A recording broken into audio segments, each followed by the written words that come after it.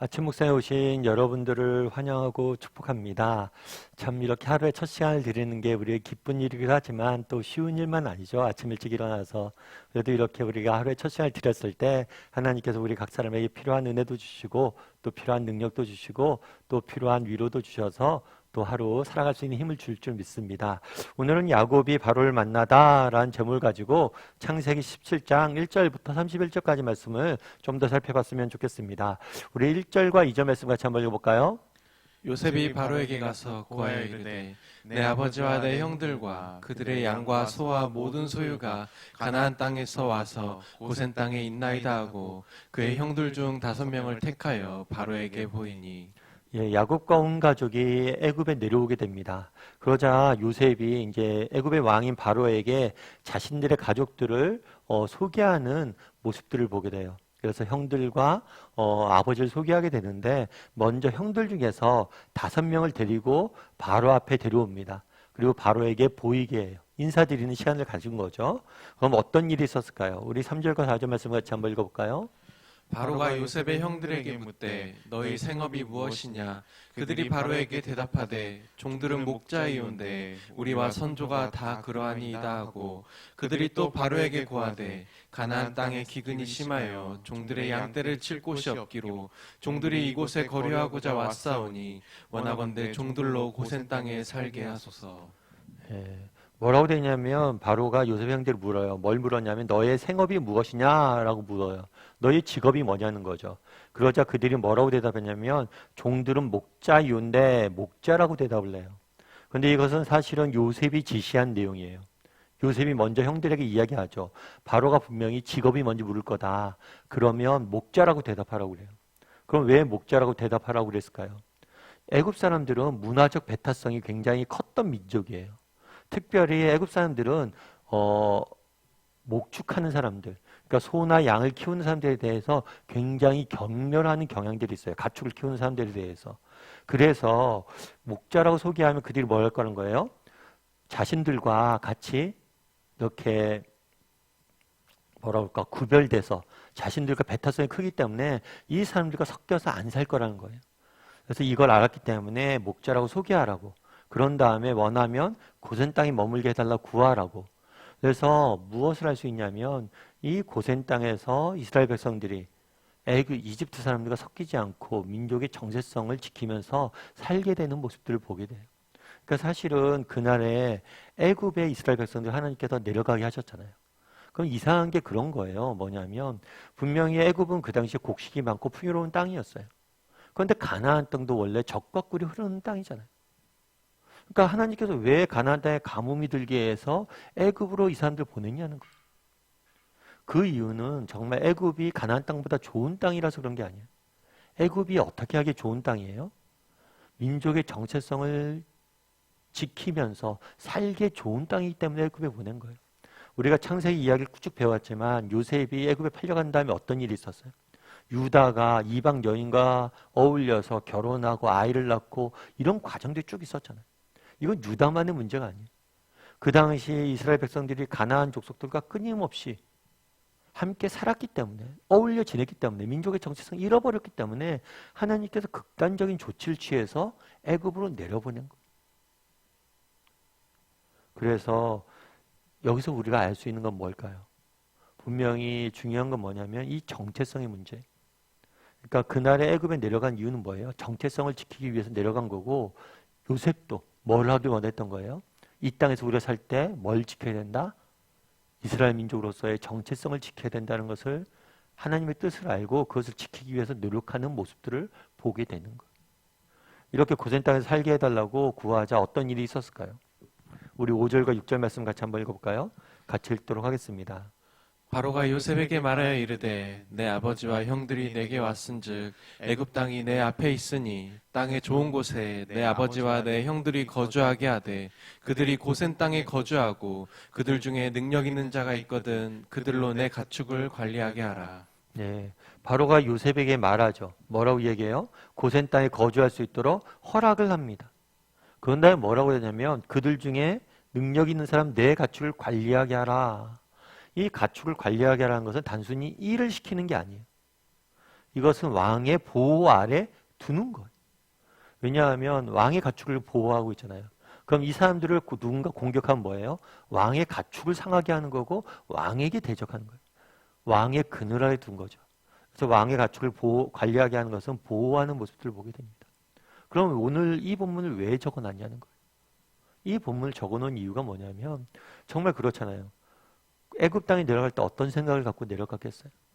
온갖 두려움과 염려죠. 새로운 곳에 가고 새로운 문화 속에 사는 게 쉬운 일은 아니잖아요. 그런데 하나님께서 뭐라는 거예요?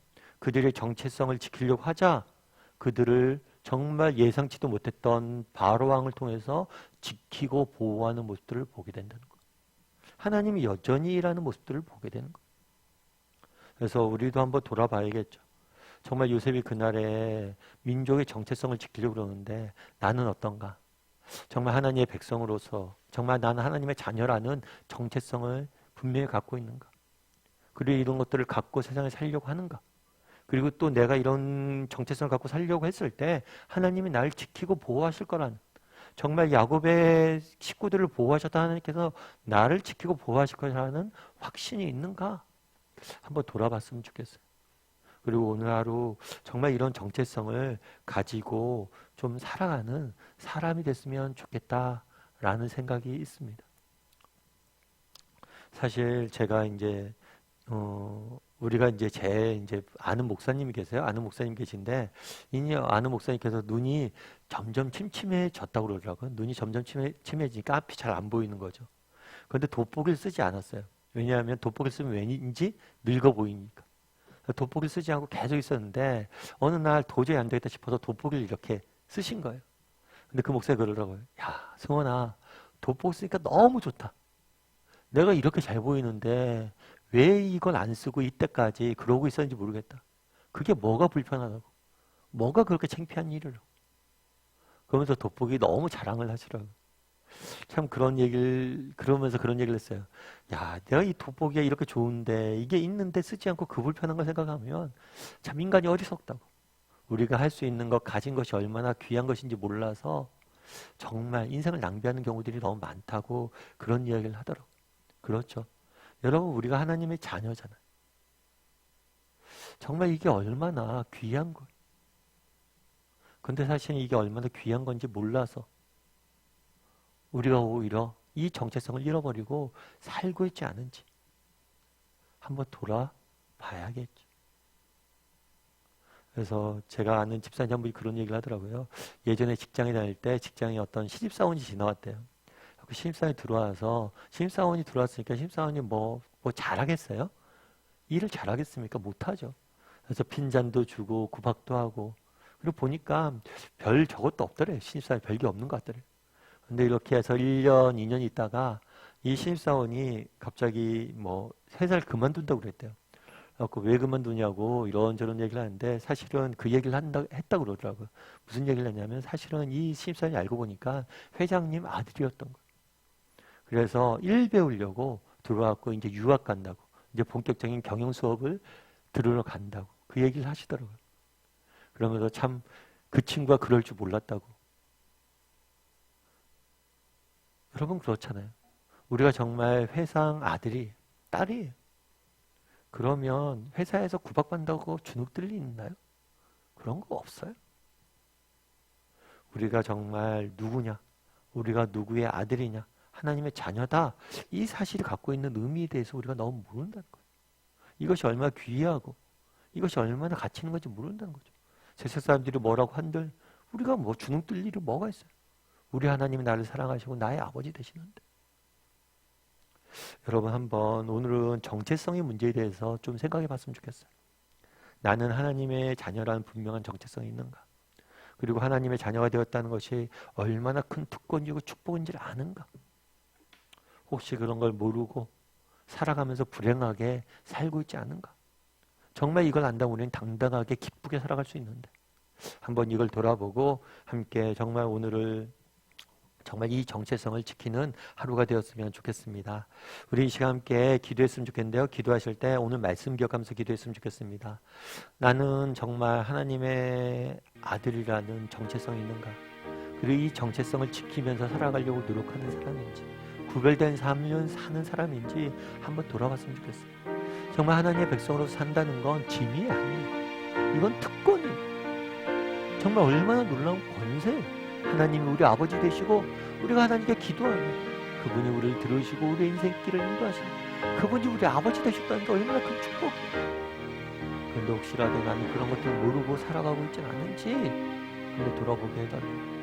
이 시간 정말 하나님, 정말 이 시간 정말 나의 정말 그리스도인이라는 하나님의 자녀라는 정체성이 있는지, 그리고 그 정체성을 지키며 살아가는 오늘 하루가 되게 해달라고 이 시간 기도했으면 좋겠습니다.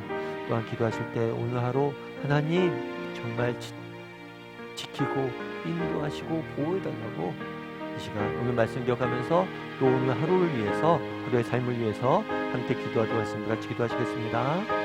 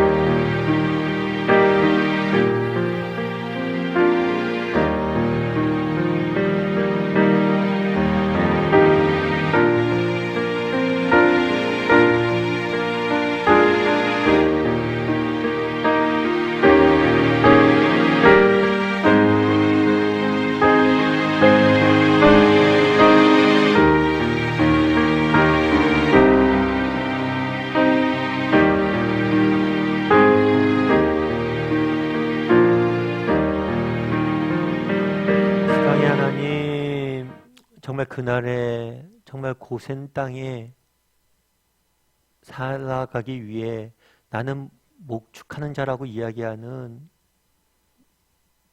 요셉의 형들의 모습들을 보게 됩니다. 정말 이 땅에 살면서 우리는 얼마나 하나님의 백성이라는 정체성을 지키며 구별된 삶을 살려고 노력하는 사람인지 돌아보게 도와주시옵소서. 하나님의 자녀라는 정체성이 우리에게 짐이 아님을 믿습니다. 그것이 특권이고 우리의 권리임을 믿습니다. 그런데 혹시라도 정말 하나님의 자녀가 되었다는 것이 얼마나 복된 일인지, 얼마나 놀라운 축복인지 몰라서 정말 가난하게 살고 있진 않은지 돌아보게 도와주시고, 정말 하나님의 백성이라는 자부심을 가지고 당당히 세상 속에 살아갈 수 있는 우리 모두가 될 수 있도록 주여 은혜를 더하여 주시옵소서. 아버지 하나님, 참 하루를 세상 속에 살아가는 것이 쉽지 않음을 느끼게 됩니다. 그럼에도 불구하고 우리가 하나님의 백성이라는 정체성을 잃지 않고 살아갔을 때 하나님께서 그 나라 이스라엘 백성들을 지키시고 보호하셨던 것처럼 우리를 지키시고 우리를 위해서 일하고 계심을 믿습니다. 오늘 하루 하나님께서 우리를 지키시고 인도하시고 보호해 주셔서 가장 귀한 것들로 우리 인생을 채워 주시옵소서. 하나님께서 오늘 하루도 나와 함께 할 줄 믿사오며 모든 말씀 예수님의 이름으로 기도드리옵나이다. 아멘.